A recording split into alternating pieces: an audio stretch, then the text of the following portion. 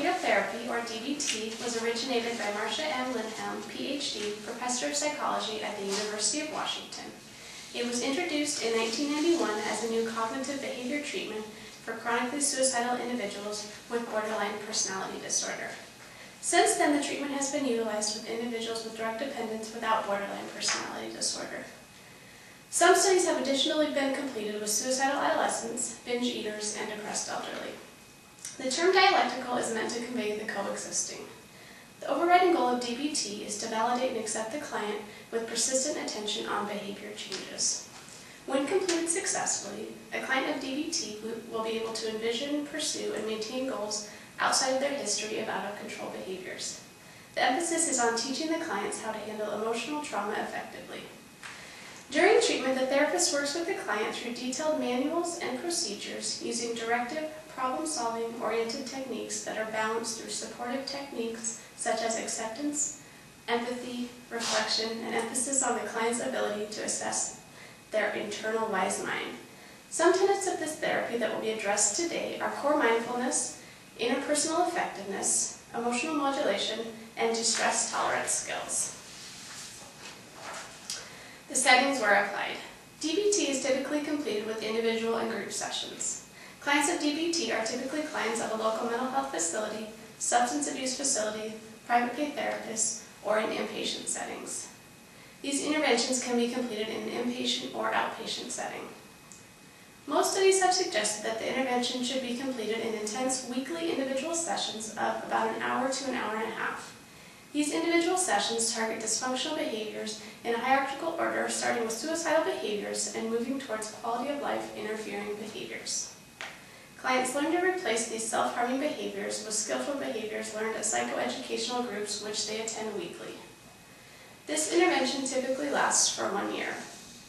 During DBT, it is important for clients to learn how to apply learned skills in their own environment. For this purpose, the client is requested to call a therapist between sessions and address these issues as they may arise. Both during and between the sessions, the therapist reinforces adaptive behaviors. So as Jamie said, there are 4 main modules to the DBT therapy. There's core mindfulness skills, interpersonal effectiveness skills, emotion regulation skills, and distress tolerance skills. The mindfulness skills are the central focus of DBT, and they are the first skills that are taught when using this therapy. The mindfulness skills are highlighted through all of the 4 modules. They're psychological and behavioral versions of meditation rituals found in Buddhist practice. The core mindfulness skills enable a person to become more aware of the contents of experience and help that person to develop the ability to stay with that experience in the present moment. And in DBT, there's 3 primary states of mind that are present: the logical mind, emotional mind, and wise mind. The logical mind can be explained by when a person is in their logical mind, they're approaching knowledge intellectually and by thinking rationally and logically. And this person tends to approach life very mathematically. A person in their emotional mind is driven strictly by emotions. Reasonable and logical thinking is difficult, and decisions are driven by the heightened state of emotion. And facts are often distorted to match the current emotional state. And the idea behind wise mind is to be able to get to a place where you can combine both the logical and emotional mind. So being in your wise mind is thought to add perspective, understanding to emotional experiences and logical analysis. So some of the skills that are taught in the core in this module are observe, describe, participate, non-judgmentally, one mindfully, and effectively. The interpersonal affective skills. This module of DBT teaches effective strategies for asking for what one needs in effective ways. It also teaches effective ways of saying no and coping with interpersonal conflict that comes up in a person's life. The idea behind the word effectiveness has to do with obtaining the changes a person wants, maintaining the relationship, and also maintaining self-respect when interacting with other people. And some of the skills that are taught in this module are dear man, give, and fast. And I'll talk about some of the skills in a minute. The emotion regulation skills. From a DBT perspective, struggles with regulating difficult emotional states are central to the behavioral difficulties that an individual may be experiencing.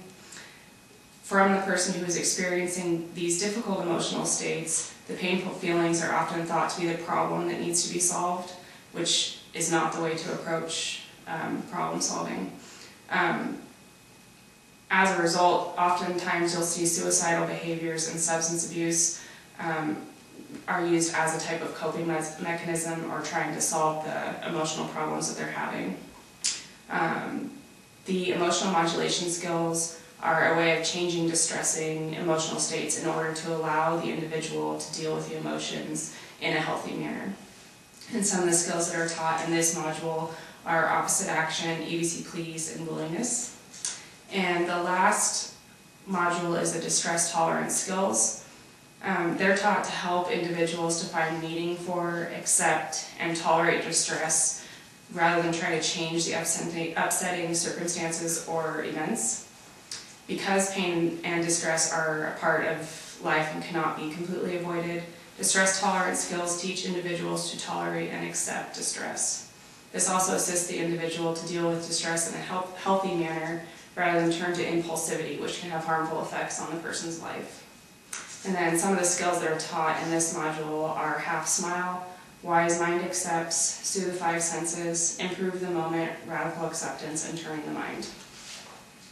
And so I have, for each module, I am going to talk about one of the skills that DBT uses. And for the core mindfulness skill, non-judgmentally is a really popular one, and this skill basically teaches someone to approach situations, people, from a non-judgmental stance, and to be able to use these skills, your observed skill, describing skill, and participating skill from a stance where you're not placing a label or blaming or judging somebody else.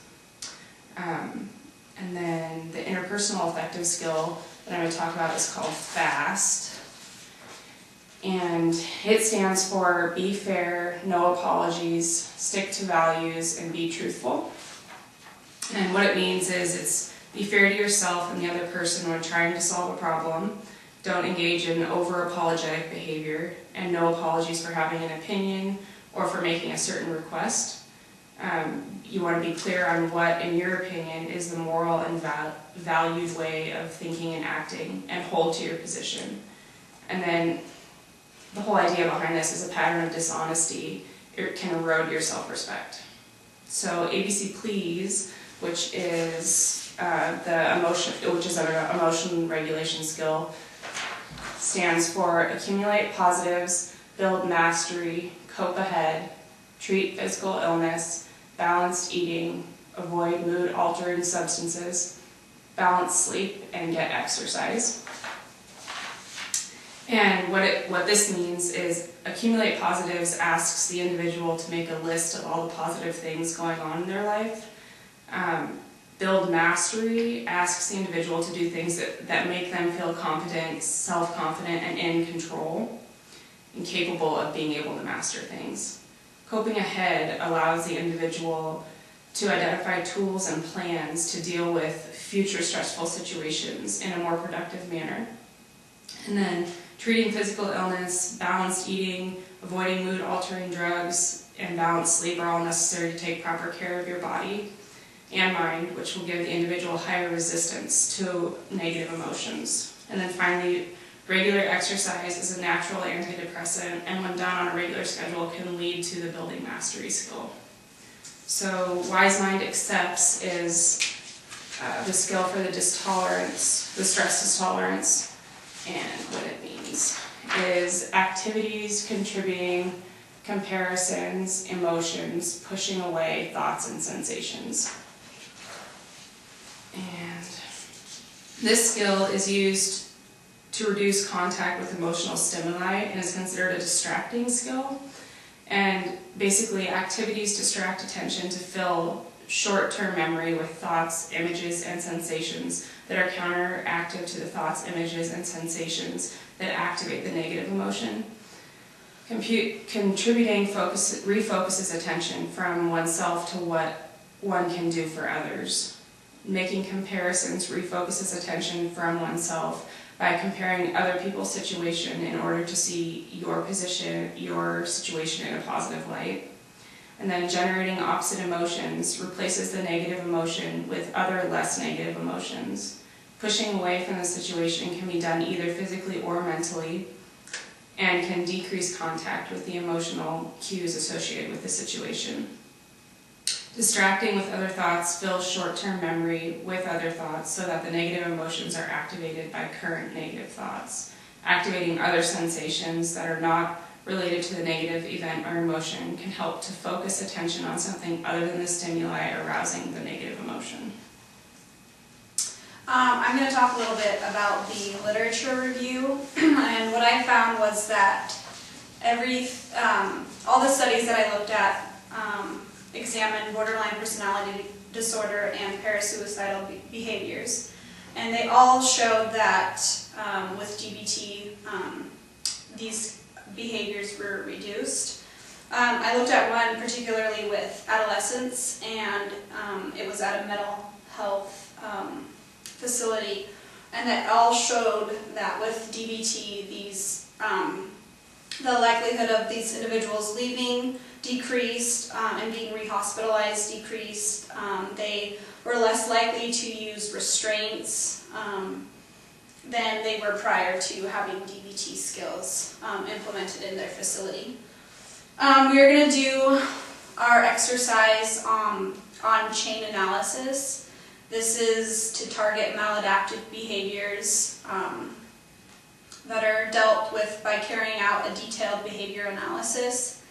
The instance of behaviors is clearly defined in specific terms. The chain analysis is conducted looking at in detail at the sequence of events and attempting to link these events to one another.